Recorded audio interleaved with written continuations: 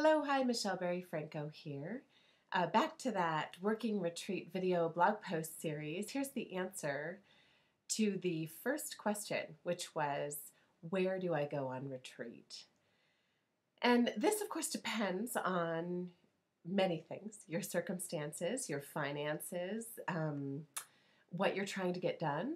But let me just talk through a few of those elements. So, really, the first question to ask yourself after you've named a project or two that you could go work on at one of these working retreats, which was your homework from the introductory video blog post.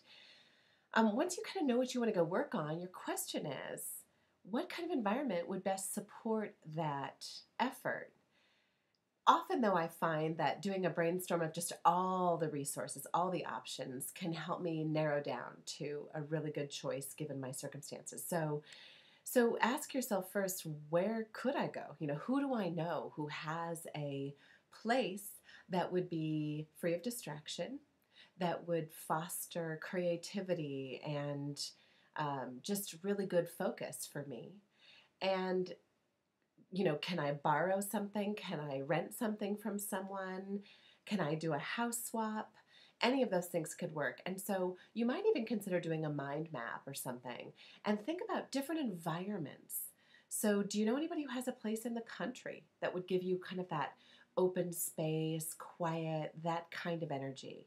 And create yourself a pod in your mind map, and from that branch off anyone you know, even people who are friends of friends, and put their name on there as a possibility.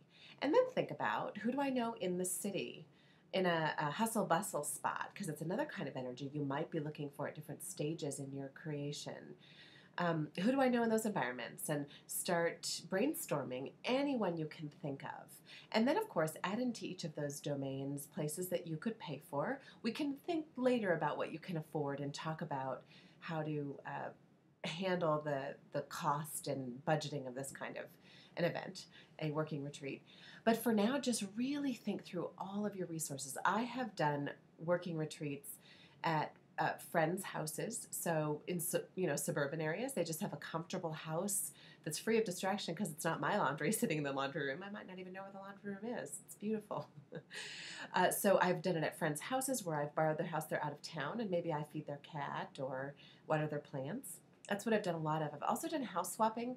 So we happen to have, my mother-in-law has a house that we can non-simultaneously swap, which just means we don't have to be staying at their house at the same time that they're at our house, and that can work out well.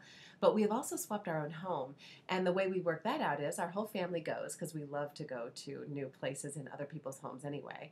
And then for a whole day while we're there, or 2 days during the day, my husband will take the girls and go explore, and I'll get the house to work during the day. And out of a 4-day house swap experience, I might use 1.5 or 2 of those days for working retreat.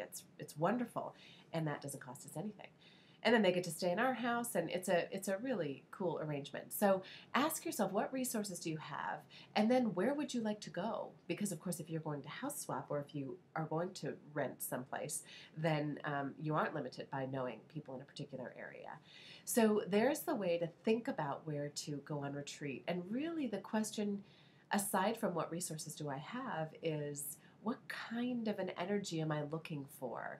You still want to be free of distraction.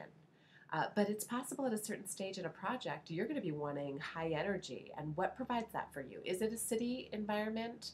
Is it wide open spaces that just sort of allows your own imagination and juices to flow?